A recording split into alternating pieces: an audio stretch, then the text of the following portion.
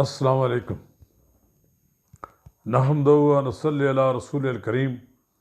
अम्मा बाद फ़अऊज़ु बिल्लाहि मिनश शैतानिर रजीम। बिस्मिल्लाहिर रहमानिर रहीम। अगर आपने मेरा यूट्यूब चैनल सब्सक्राइब नहीं किया तो बराए करम इसे फौरी तौर पर सब्सक्राइब करें, लाइक करें और अब आपके साथ शेयर करें ताकि जब हम वीडियो लोड करें तो सबसे पहले पहुँचे। नाज़रीन कराम, आज हम आपके साथ सेनेट के चेयरमैन और डिप्टी चेयरमैन के इंतखाबी मार्के पर बात करेंगे। सेनेट के चेयरमैन और डिप्टी चेयरमैन की मुद्दत 11 मार्च 2021 को ख़त्म हो गई है। 12 मार्च 2021 को चेयरमैन सेनेट और डिप्टी चेयरमैन का इंतखाब होगा। इस इंतखाब में एक बार फिर एस्टेब्लिशमेंट के उम्मीदवार, हुकूमत के उम्मीदवार और मुख्तलिफ अदारों के उम्मीदवार जनाब सादक संजरानी फिर इलेक्शन लड़ रहे हैं। ये एक दरियाफ्त थी जो पिछले इलेक्शन में आसफ अली जरदारी की मदद से चेयरमैन सेनेट बनने में कामयाब हो गई। आज 3 साल का तजर्बा शायद सब अदारों के लिए उनकी कारकर्दगी मुतमईन थी, इसलिए अब अक़लियत में होने के बावजूद उन्हें कामयाब बनाने के लिए तमाम अदारे हरकत में आ गए हैं और हर कीमत पर यह नशिस्त हुकूमत जीतना चाहती है। सैयद यूसुफ रज़ा गिलानी साबिक़ वज़ीर-ए-आज़म पाकिस्तान डेमोक्रेटिक मूवमेंट के मुतफ़िक़ा उम्मीदवार हैं। मियाँ नवाज़ शरीफ की जमात तो पूरी तरह उनके साथ खड़ी है। इसी तरह पाकिस्तान पीपल्स पार्टी के वो उम्मीदवार तो हैं ही, JUI भी उनके साथ खड़ी है और बलूचिस्तान की वो कौम परस्त जमातें भी उनके साथ खड़ी हैं। फ़र्क सिर्फ 5 वोटों का था, जिसे अब हुकूमत ने कम करते करते 1-2 वोट तक रह गया है और अब तो नौबत यहाँ तक पहुँच गई है कि सेनेटर्स को धमकियाँ दी जा रही हैं।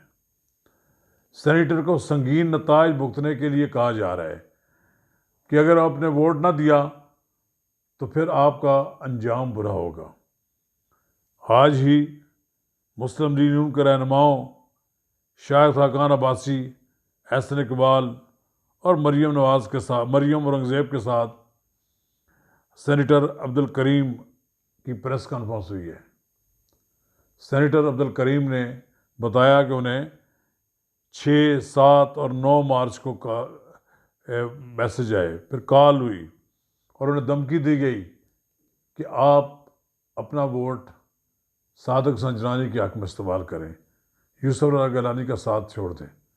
इस तरह कई और लोग भी हैं जो अभी तक खामोश हैं, किसी खौफ की वजह से वो बात नहीं करना चाहते, लेकिन अब ये बात वाज़ेह हो गई है कि बाय हुक एंड क्रुक हर कीमत पर सादक संजरानी को कामयाब बनाने के लिए तमाम रियासती वसाइल इस्तेमाल किए जा रहे हैं। ये पहले तो ये था कि एक तासर था कि तमाम अदारे बिल्कुल अलग थलग हो गए हैं, लेकिन अब वज़ीर-ए-आज़म इमरान ख़ान ये साबित करना चाहते हैं कि उन्हें जो शिकस्त सैयद यूसुफ रज़ा गिलानी को कामयाबी से उनकी हुई है, वो इस शिकस्त का बदला चेयरमैन सेनेट के इंतखाब में लेना चाहते हैं। लेकिन कुछ भी हो जाए, सादक संजरानी कितने बड़े लीडर हैं ये तो सारी दुनिया को मालूम है। यूसुफ रज़ा गिलानी पाकिस्तान के वज़ीर-ए-आज़म रहे हैं। उन्होंने कमोबेश 4 साल बड़ी डट कर वज़ारत उज़्मा पर मनसब पर फायज रहे हैं और लड़ते लड़ते बिल आखिर वो भी डिस्क्वालीफाई हो गए। लेकिन बहरहाल आज वज़ीर-ए-आज़म इमरान ख़ान के पास चेयरमैन सेनेट भी गए हैं, वह हाज़िरी देने गए हैं अपने कायद के वज़ीर-ए-आज़म को, फिर उनके साथ वज़ीर इत्तलात भी थे। ये स्ट्रेटजी तो बनाई जा रही है कि हम किसी न किसी तरह ये इलेक्शन जीत जाएंगे, लेकिन सवाल ये है क्या ये जीत हज़म हो पाएगी हुकूमत को? हुकूमत इस जीत के बावजूद अगर वो जीत भी गई तो उसे अभी लॉन्ग मार्च का सामना करना पड़ेगा। अब देखा जाएगा कि वज़ीर आज़म इमरान ख़ान और उनके जो बहादुर अपने आप को कहलाने वाले वज़ीर दाखिला किस तरह लॉन्ग मार्च को रोकते हैं। वो रियासती ताकत पर वो बड़े अपने ज़ोम में कहते हैं कि मैं उनके रास्ते में आए लूँगा। जनाब शेख रशीद साहब, आप ज़रा आप मैदान में आएँ, आपको पीडीएम के लॉन्ग मार्च का जब सामना करना पड़ेगा फिर पता लगेगा आप कहाँ ठहरे हुए हैं। पीडीएम का लॉन्ग मार्च का मुकाबला करने की सलाहियत नहीं है लोगों में।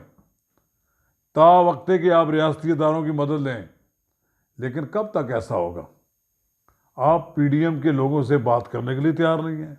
आप कभी कहते हैं मैं उनको देखना पसंद नहीं करूँगा, कभी आप कहते हैं कि मैं इनका हर कीमत पर मुकाबला करूँगा।